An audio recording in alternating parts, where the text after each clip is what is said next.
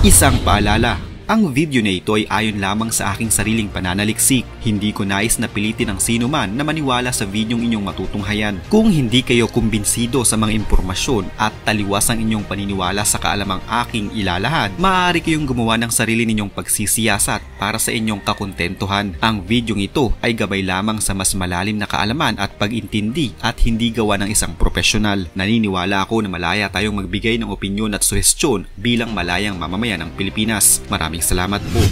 Naglunsad ang Pilipinas noong isang araw lamang ng marine research sa Sandy K3 na nasa West Philippine Sea na bahagi ng ating teritoryo. Ayon kay Philippine Coast Guard or PCG spokesperson for the West Philippine Sea, Commodore J. Tariela, isasagawa ng mga eksperto ang assessment sa Sandy K1, 2, 3 at 4.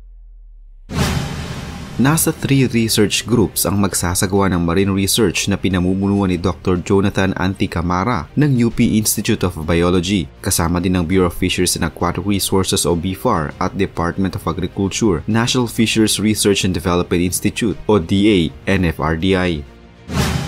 Ito ang kauna-unahang pagkakataon na nagsagawa ng marine research sa Sandy Cay. Ayon kay Dr. Anticamara, ang pangunahing layunin ng naturang pananaliksik ay para malaman kung anong uri ng corals, mga isda at invertebrates ang makikita sa West Philippine Sea at kung anong reef biodiversity ang matatagpuan sa ilalim ng dagat at kung ano ang estado ng biodiversity na ito sa kasalukuyan.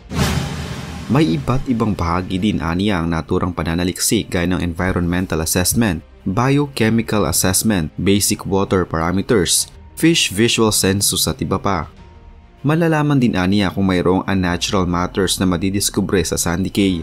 Maliban dito, susuriin din nila kung mayroong corals mula sa ibang lugar na nakatambak doon.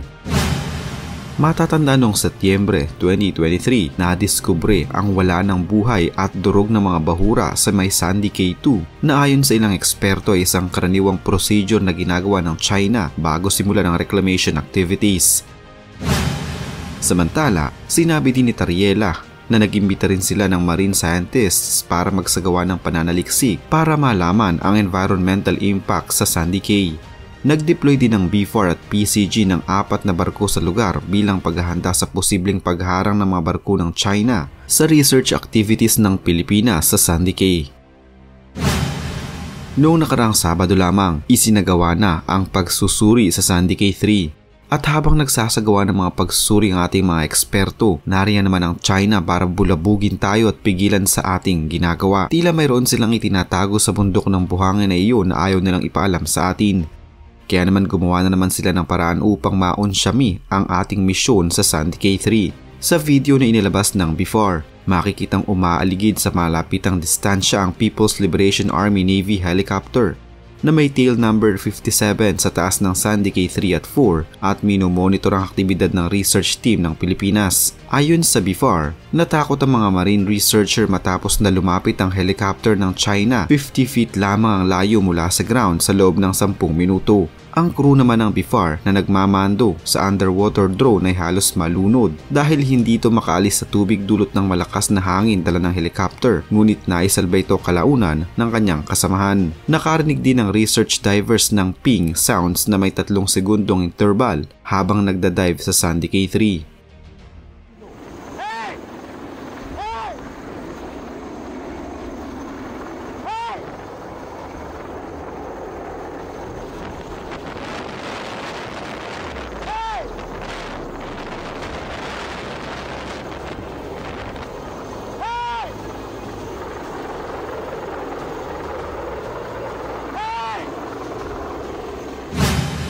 Dahil sa mababang pagpapalipad ng kanilang helicopter sa itaas mismo ng mga Pilipino sa loob ng 10 minuto ay nagdulot ito sa kanila ng distress ayon sa BFAR.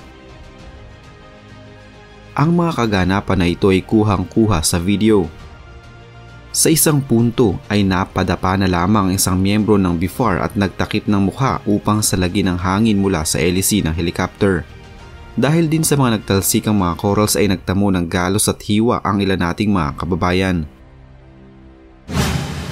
Sa kabila naman aniya ng harassment ng China ay naging matagumpay ang marine resource assessment ng Filipino scientists sa Sandy Cay kung saan nanatili sila doon ng mahigit sa 4 na oras at nakapagsagawa ng scientific study.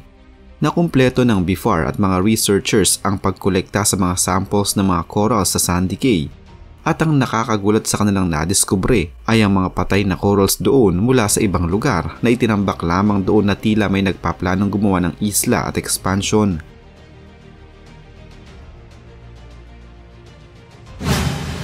Hindi na din naman maganda ang mga lagay ng bahura sa paligid ng Sandy Cay. Wala na rin ang mga malalaking isda na isang indikasyon ng sobra-sobrang pangisda.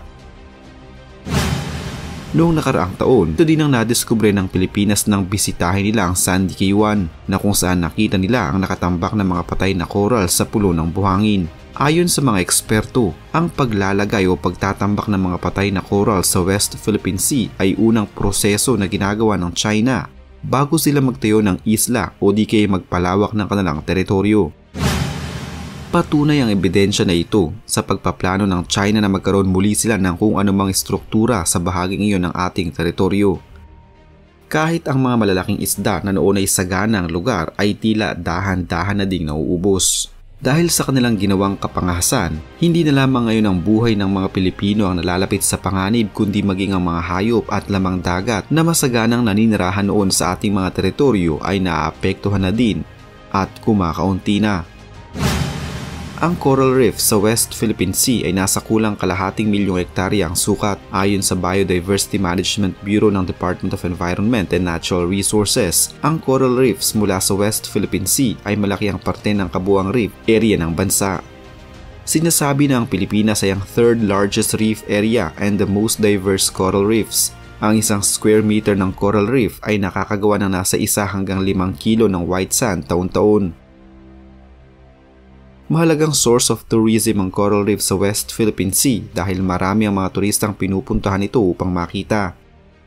Malaki din ang ginagampanan ng coral reef sa ating karagatan dahil nagsisilbi ang mga ito ng mga natural barriers na pumipigil sa malalaking mga alon at nagpoprotekta sa mga coastal settlements mula sa malakas na mga alon at daluyong ng karagatan.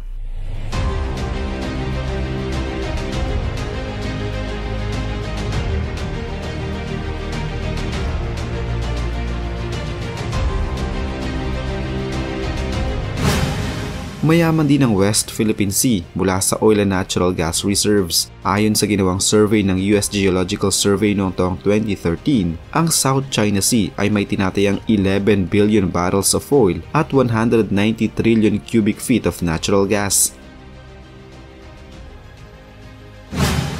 Ayon naman sa US Energy Information Administration, ang Recto o Reed Bank ay ang lugar na may pinakamaraming oil at natural gas sa bahaging ito ng karagatan. Ayon sa makasaysayang Hague Ruling, noong taong 2016, sinasabing ang Recto Bank ay parte ng Philippine Exclusive Economic Zone, kaya naman ganoon na lamang kung paggagawa nito ng mga bansa ngayon. Alam naman natin kung bakit pinag-aagawan ng mga bansa ang South China Sea. Bukod sa isa itong daanan ng mga barkong naglalaman ng produkto papunta sa iba't ibang mga bansa, isa din itong bukas na pintuan at pasukan ng mga bansa mula sa Asia papuntang Amerika at Europa. Ang West Philippine Sea ay napakayaman sa mga natural resources at marine life. Maraming hindi mabilang na mga isda at iba't ibang klaseng marine life ang West Philippine Sea. Ayon sa Bureau of Fisheries and Aquatic Resources, nasa approximately 324,312,000 metric tons of marine products ang naipoproduce ng West Philippine Sea noong taong 2020 lamang. Ayon sa mga tala, nasa libong mga mangingisda ang umaasa at malaki ang nagiging kita sa West Philippine Sea nang ilan sa mga ito ay nagmumula pa sa Ilocos Region, Central Luzon, Mimaropa at ilan pang bahagi ng NCR. Subalit, ang ilang mga Pilipinong mangingisda ay nangangamba ngayon para sa kanilang kaligtasan at kabuhayan, lalo na sa mga Chinese vessels na palutang-lutang din sa katubigan. Marami ang naniniwala at natatakot na baka ang ginagawang ito ng mga Chinese ay mauwi sa pagbagsak ng fishing industry na ikinabubuhay ng maraming Pilipino sa West Philippine Sea. Sa pagkakadiskubre na ito ng Pilipinas sa Sandy Cay, sana'y gumawa ang ating gobyerno ng mga hakbang sa lalong madaling panahon bago pa mahuli ang lahat.